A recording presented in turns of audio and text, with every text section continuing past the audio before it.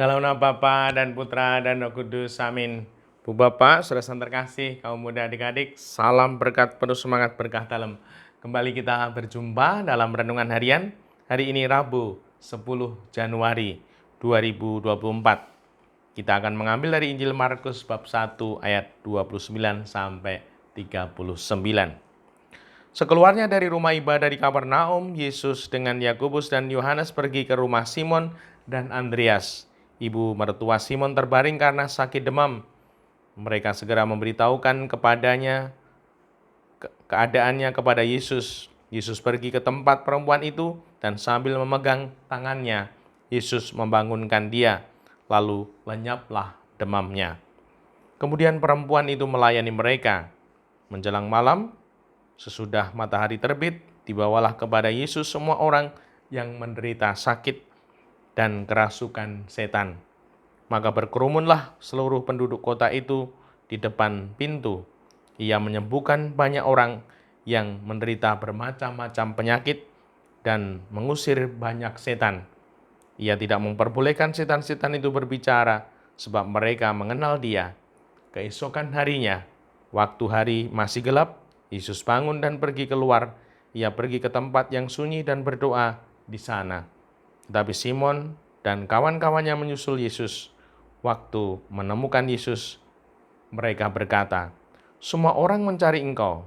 Jawab Yesus, "Marilah kita pergi ke tempat lain, ke kota-kota yang berdekatan, supaya di sana juga aku memberitakan Injil, karena untuk itu aku telah datang." Lalu pergilah Yesus ke seluruh Galilea, memberitakan Injil dalam rumah-rumah ibadat mereka dan mengusir setan-setan. Demikianlah Injil Tuhan, terpujilah Kristus.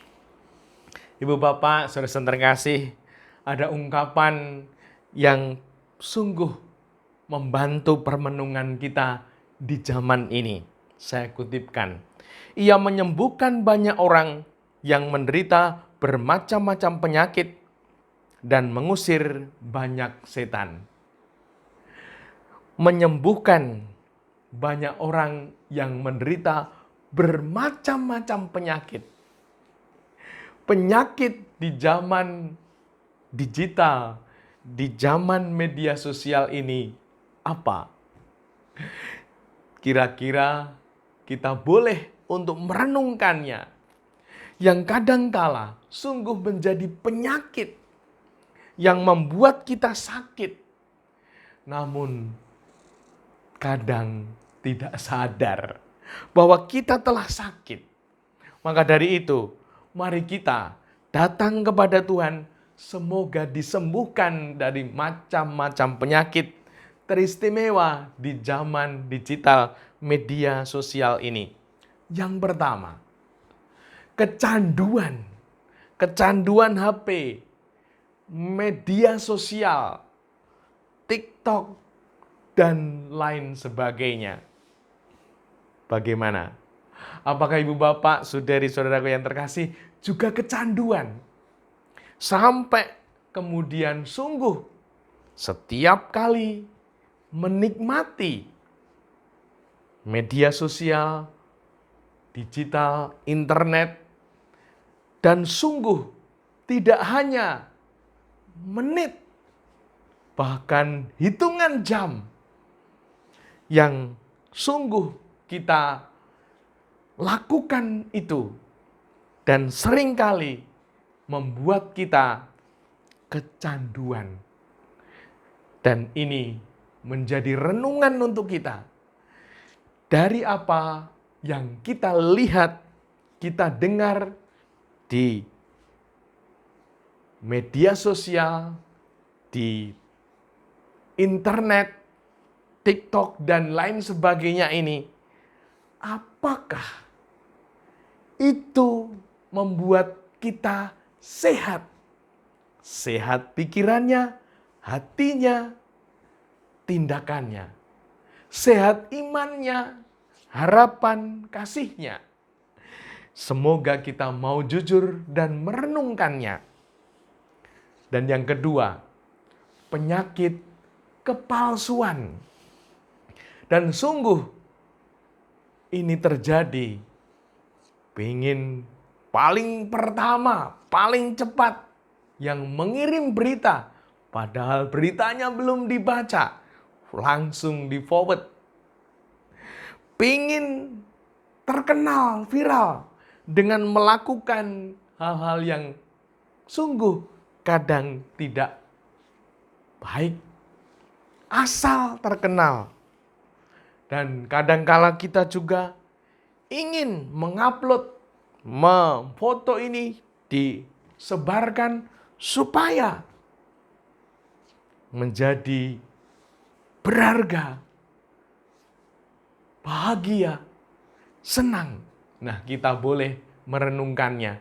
Apakah kebahagiaan, kesenangan yang kita dapatkan di media sosial dengan mengupload, dengan mengirim yang pertama, dan lain sebagainya, bahkan seringkali kita ngomongin orang di media sosial tanpa pertimbangan.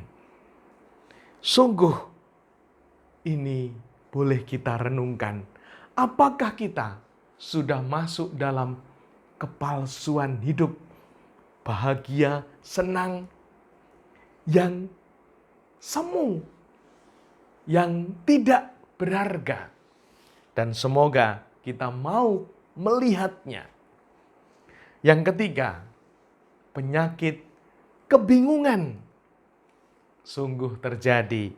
Saat ini, kalau WA tidak dibalas-balas, sungguh sudah puyeng. Kalau baterai lowbat, kalau pulsa kuota habis, sungguh orang menjadi kebingungan. Kalau ini sungguh terjadi, kita boleh merenungkan sebenarnya apa yang kita cari, apa tujuan hidup kita, kita mau berbuat apa. Sungguh seringkali kita hanya ikut sana, ikut sini, upload ini, upload itu, komentar ini, komentar itu, tanpa tahu apa yang sebenarnya ku upayakan, ku perjuangkan yang menjadi utama, sehingga hidupku sungguh makin berharga, bertumbuh, berkembang, bahkan berbuah, bahkan menjadi berkat. Hidup kesempatan untuk menjadi berkat. Apakah dunia digital, media sosial ini menjadikan kita semakin menjadi berkat? Ini sebuah renungan, pancingan untuk kita. Dan semoga kita mau merenungkan sehingga hidup kita tetap menjadi berkat. Dimuliakan Tuhan kini dan sepanjang masa. Salam berkat, penuh semangat, berkah dalam. Nama Bapa, Putra, dan Roh Kudus. Amin.